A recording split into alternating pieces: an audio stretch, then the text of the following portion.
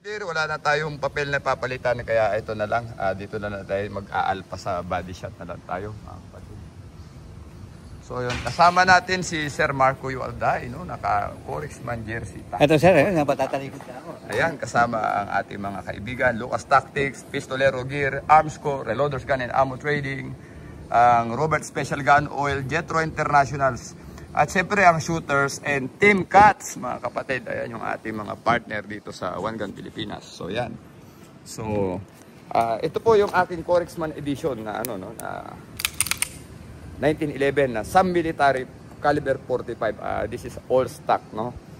Pinalitan lang natin ng diamond, rosewood double diamond grips, no. And wala po itong guide rod, no. So stock na stock po to, at meron tayong bala na 4. Titignan natin kung kaya nating i-alpha pa rin kung baril to. Matagal tong nagpahinga, no. So tignan natin kung matatapos. Hit! So yun, tumama naman, ano. So yun ang maganda dito sa mga stock na pistol pag nasanay po tayo at hit!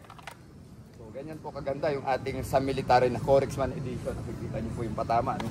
At tayo nagsasalita pa tayo, pero patama po ng maayos, no. Ayan, dire-diretso po ito.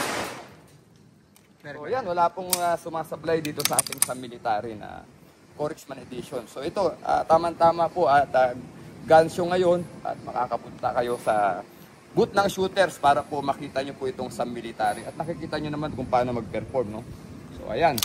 So puputok pa tayo ng 4, verify.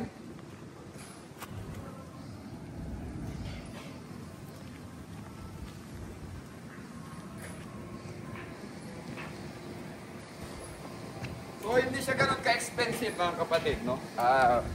Hindi siya ganun kamahal, tama-tama lang abot po ng budget natin itong sa military po na gawa ng Shooter Arms Corporation, no?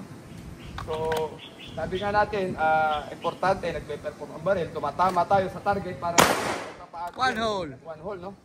Yes, sir. So yun, nakikita ninyo, nagsasalita tayo, pumuputok tayo, tama po ang bala. Hit! Pakikita natin kung paano nagpe-perform po na ito. Wala pong lumalabas na bala sa alpha, no? Yes! Check! Ganyan po kaganda ang sa military, no? So muntik na yung isa, no?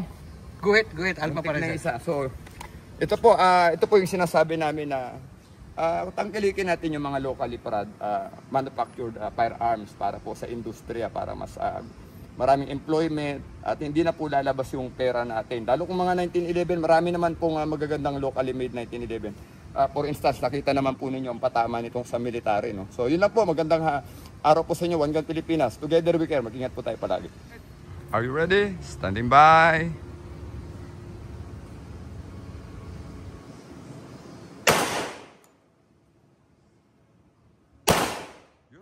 Finish, unload and show clear.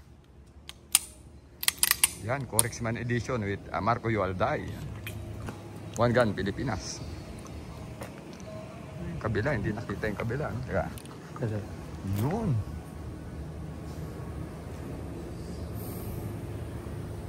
Mabuhay One Gun Pilipinas! Mabuhay! Mabuhay One Gun Pilipinas! Mabuhay! Mabuhay One Gun Pilipinas! Mabuhay!